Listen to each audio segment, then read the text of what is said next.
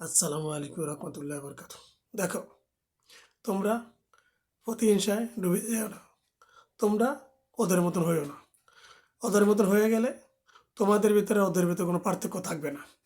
এই জন্য তোমরা ভালো মানুষ হও আর প্রতিহিংসা ছাইড়া দাও। প্রতিহিংসা করে কোনো মানুষ সফল হতে পারে না।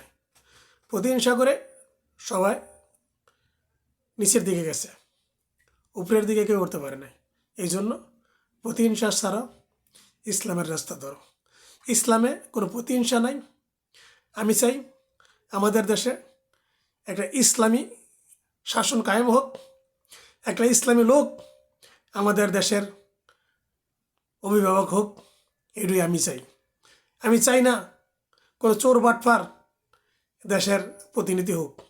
একটা ভালো মানুষ আসুক, যাইনে বুঝবো গরিবের দুঃখ, যাইনে সবাইকে আপন মনে করবো, এরকম লোক আমি চাই।